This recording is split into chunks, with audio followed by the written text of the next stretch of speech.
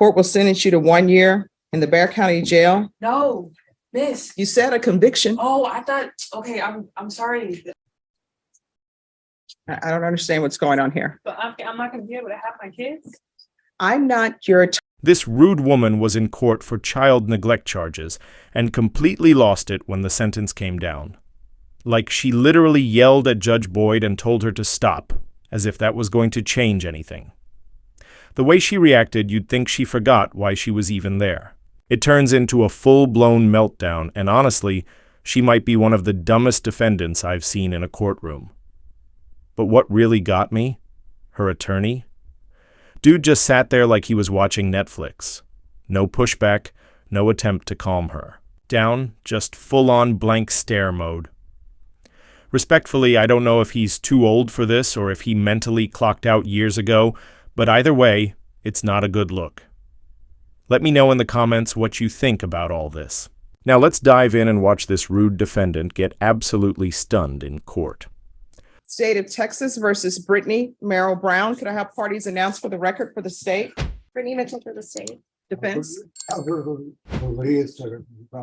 And are you Ms. Brown? Yes. Counsel, have you received all the discovery in this case and did you review it with your client? Yes, Your Honor. Court will find that the state is in compliance with discovery.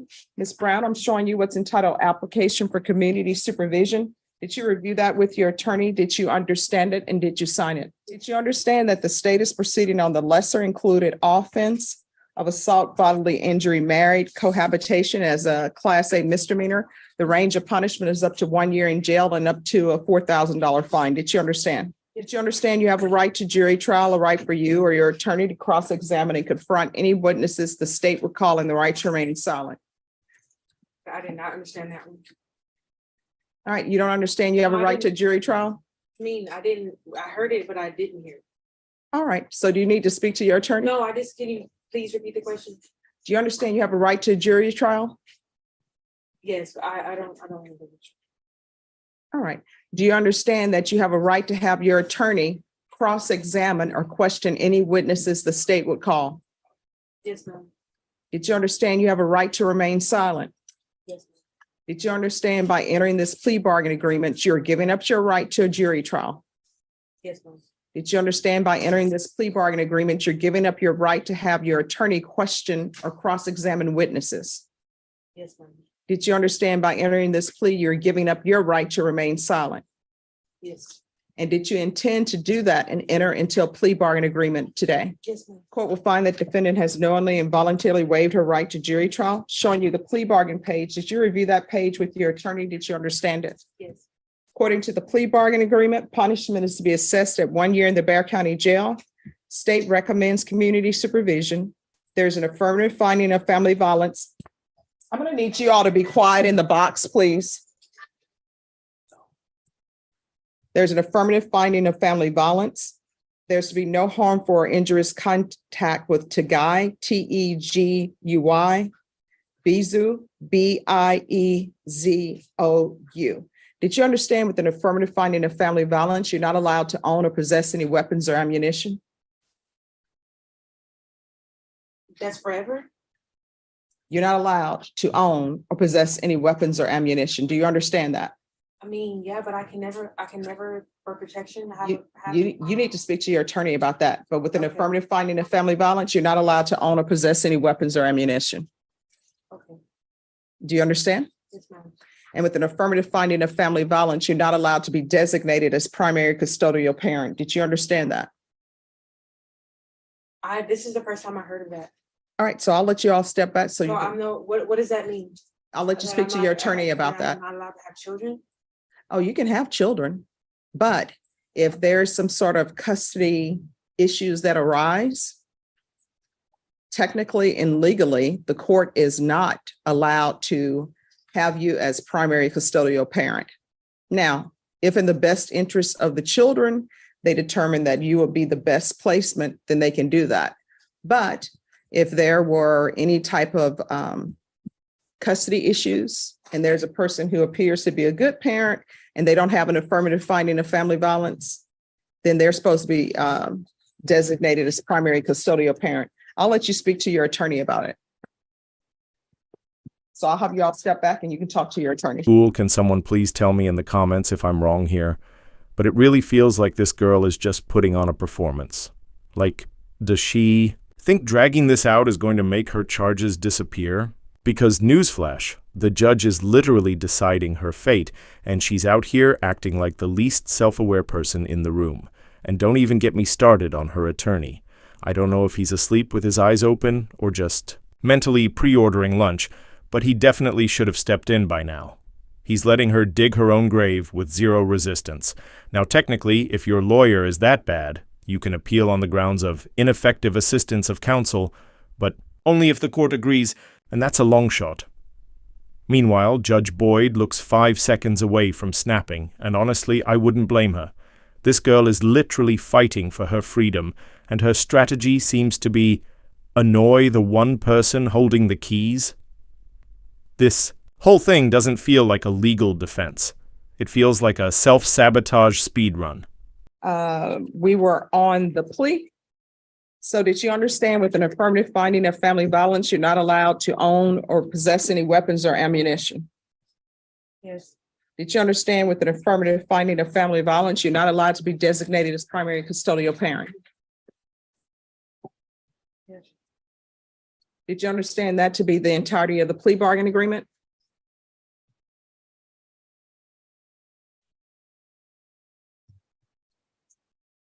I don't understand what's going on here. but I'm not gonna be able to have my kids.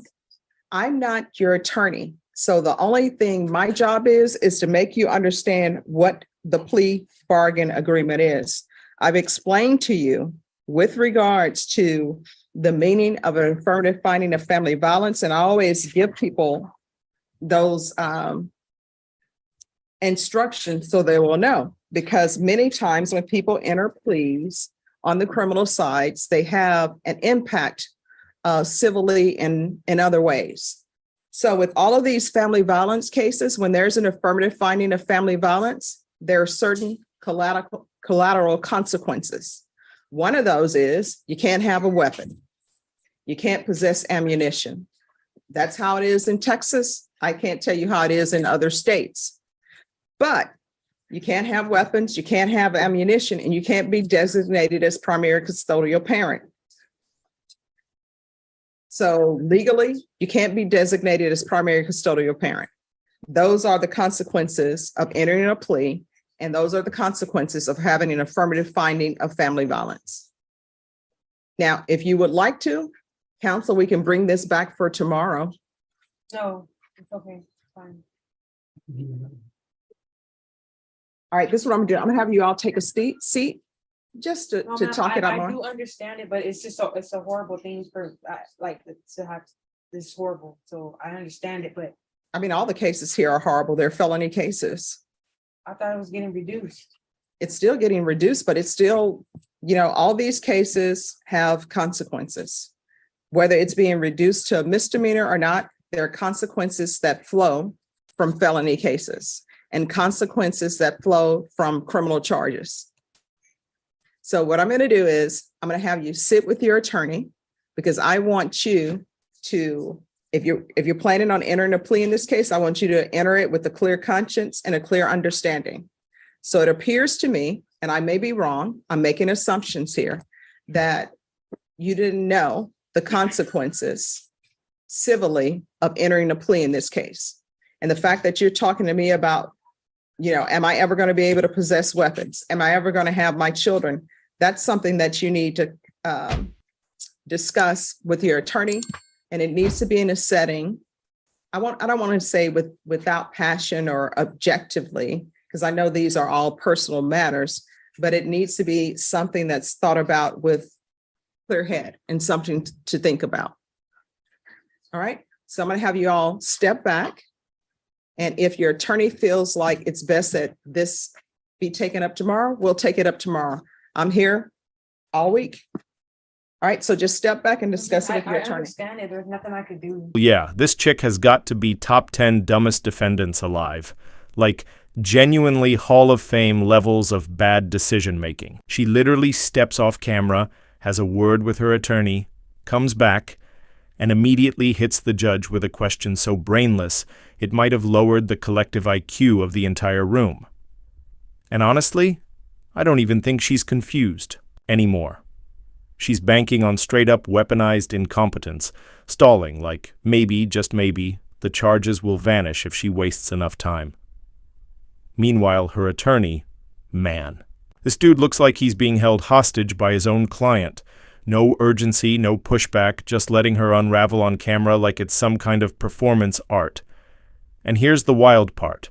Under Strickland versus Washington, if your lawyer is that bad, you can technically appeal for ineffective assistance of counsel. But you still have to prove the outcome would have changed. And spoiler alert, it wouldn't. This doesn't even feel real. It's like watching someone try to escape a burning house by lighting more matches. State of Texas versus Brittany Brown. So, Ms. Brown, I've gone over the plea bargain agreement with you. Did you understand that to be the plea? Yes, ma'am. And do you understand the consequences of entering a plea with an affirmative finding of family violence? And knowing that, do you wish to proceed? All right. Did you review the paragraph entitled waiver of appeal with your attorney? Did you understand it? Did you sign it in both places? Yes. Did you understand by signing that you're waiving your right to appeal? The only items that can be appealed are written pretrial motions that have been filed, heard, and ruled upon by the court. Did you understand? Counsel, have there been any such motions? No, Your Honor. And counsel, did you understand that to be the plea bargain agreement? Yes, Your Honor. State, is that the plea bargain agreement? Yes, Judge. Outside the agreement, the state is requesting that your deferred adjudication be for a term of 2 years. There be 100 hours of community service restitution, the BIPP, a TAP evaluation, and follow all recommendations from the TAP evaluation. Did you understand those are recommendations from the state and the court does not have to follow those recommendations? Yeah. Then to the lesser included offense, how do you plead? Guilty, not guilty, or no contest? Contest. State any evidence? Yes, sir. At this time, date up for state exhibit number 1 and its attachment. No objections, Your Honor. Court will find that defendant has knowingly and voluntarily waived and consented to stipulation of testimony and stipulations. Court will accept into evidence states exhibits 1 and attachments and review the same. All right, after reviewing states exhibits 1 and attachments, the court will find there is sufficient evidence to find you guilty. The court will defer finding of guilt as you apply for deferred adjudication. Are we proceeding with sentencing? Yes, Your Honor. Anything you wish to say on behalf of your client? He has had the problem, I guess, communicating, and understanding what is happening, but after explaining several times for the situation, she understands everything, and we're asking that the court accept the recommendation from the state to place on deferred. All right, what was your warrant for?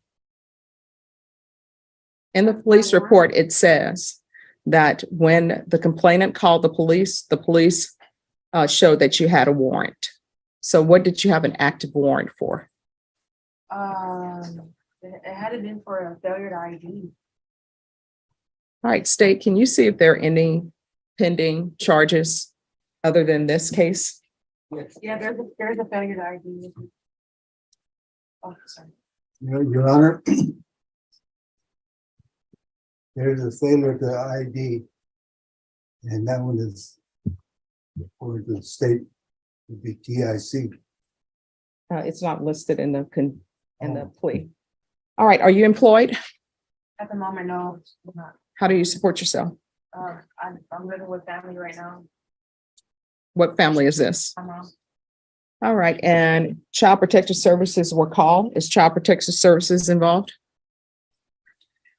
Yes. All right, this is what the court is going to do. 2 years deferred adjudication.